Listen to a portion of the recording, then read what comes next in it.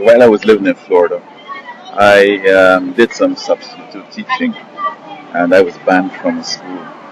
Now, my actions got me banned, but my understanding was that the Department of Children and Families was working on getting me banned also because, see, they didn't want me to qualify as having stable employment so they could take my child. But let me tell you what I did caused me to get banned. This school had liked me, and I was doing well, and teachers were volunteering me to substitute for them, and I had constant work and so on. It wasn't far away from where I lived, but I had some problems. I lived in the ghetto, and every now and then I'll see a white girl, in the car with the black brothers, and then see she's not in the car, and they're driving the car speeding, they're taking the credit card to buy this and that, drugs and whatever, and then it max out or a car crash, wrap around some lampposts. Also, I used to drive the school bus, and I know these kids.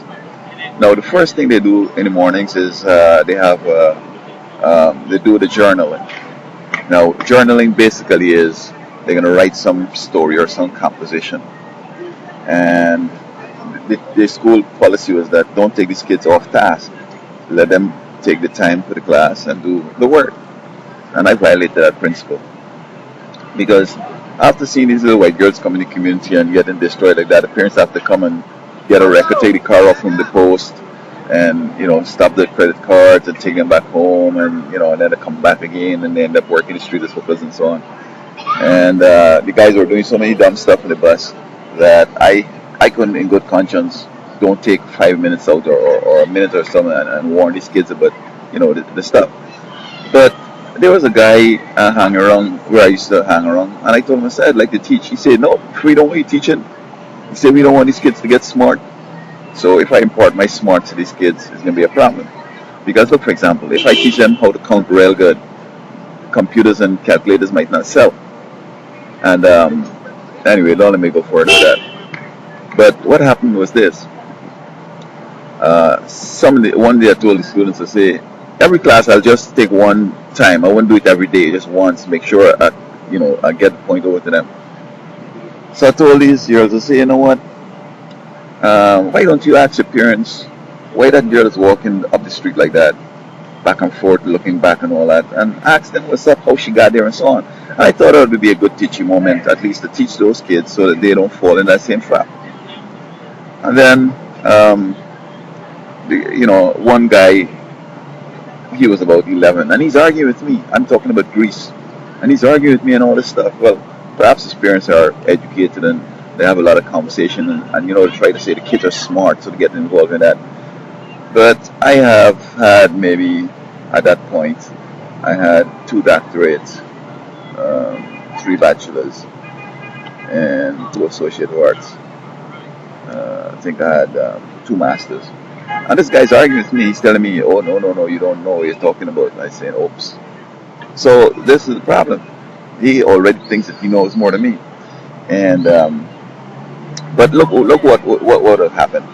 I went to other schools, and in the 12th grade, these guys still can't write.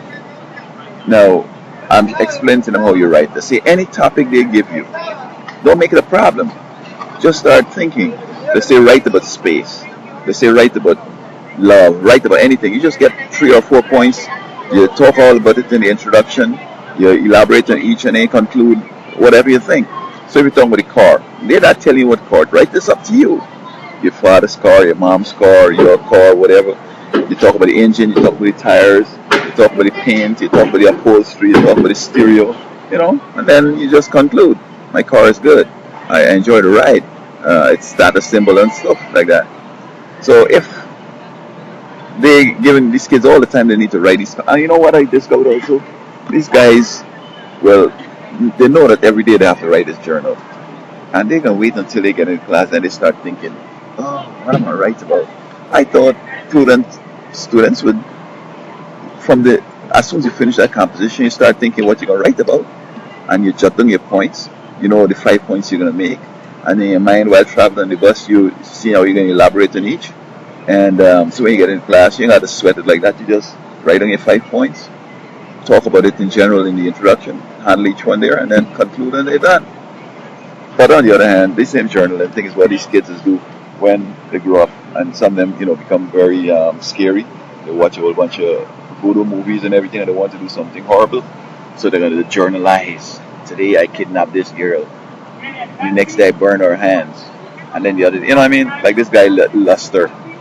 He's making all these videos of these women that you raping. And then they come back and give him life in prison. Now the point is that it's not that I'm saying don't journalize your crimes. I'm saying don't go there, don't do the crimes. So this is why they throw me out of the school. They think that I shouldn't, get. But how can good conscience? I see these kids every day and not giving them a little lecture. But the thing is that I see the pitfalls there. And I'm driving the school bus and they're not even studying anything about school work. In fact, there was one little guy I suspect him of taking out his dick and showing them little girls. Out of two, I suspect them screwing in the back of the bus. But how can I verify it? I ask them at the back, they don't say, no, whatever. But, as I looking back, I see, she's riding up and down and so on. This boy, he got his hand down there, and them girls laughing, giggling. The little boy told his mama, said, I think your boy is showing his little stuff to them girls, and, if I write him up, they could charge him with, being a little pervert out there. So, hey, if he would stop and, you would talk to him and all that, he'd be a good boy and everything else. So she waited until the last week for school, and she said, you know what? I think you hate my grandson. My grandson's in scouts. He's in karate. He's in church choir. He's everywhere. Nobody complains about him. It's only you. You don't like my grandson. Well, that was a big fight. Because if I'd write them up now, she'd take me to court and say I don't like her son and bring in all these character witnesses, and then they'd laugh at me and throw me in jail or something. So you got to be careful when dealing with these kids. But on the other hand, I mean, what should I have done? Should I write them up? They would have investigated it. Maybe it would have been proven or not. But, I don't want to give kids, I mean, he's young. He's not a pervert yet. I give him a break. You know what I mean? I ain't sure what he's doing anyway. But if I was sure, I would talk to him and say, son, you know what I mean? Like, maybe my boss used to tell me, just write these kids up, man. Write them up. Because eventually what will happen is that if for some reason you write them up again and they don't like that, they come and bust your chops. Parents would get you, call the school board, call the counselor in the city council, call the congressman, call the judge. Like, you're in trouble, bro. So that's why they throw me out to the program teaching in school. But I don't regret it because I know that in my conscience I could ride the street and see. I hope I don't see none of them as hookers or as, criminals, whatever. But I did my part.